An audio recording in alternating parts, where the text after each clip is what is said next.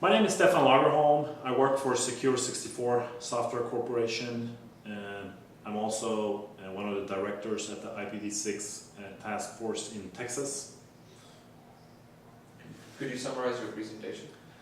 Yes, so today I talked about IPv6 and DNS, and there's some interesting challenges with IPv6 and DNS.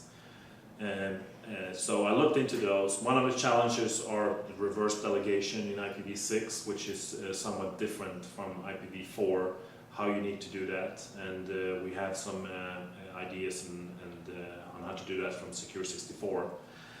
I also talked about a migration technology that's called DNS64, which is somewhat different from the tunneling and other types of dual stack migration methods that has been proposed by other speakers throughout this conference.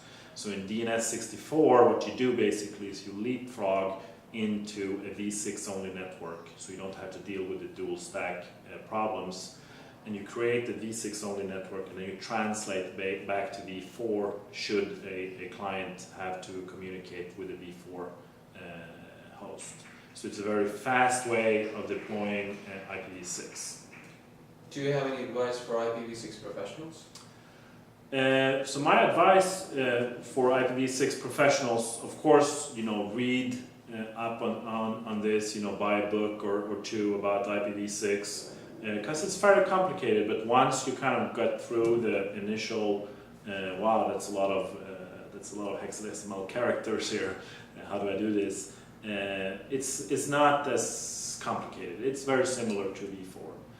And then also I think for everybody, right now is the right time. If you haven't done so, you need to pick a migration algorithm, a way of migrating your network to v6.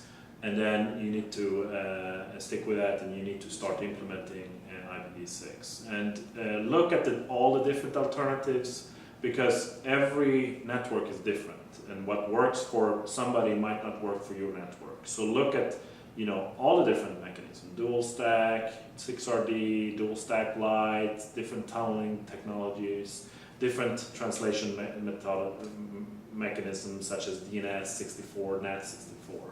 That would be my advice.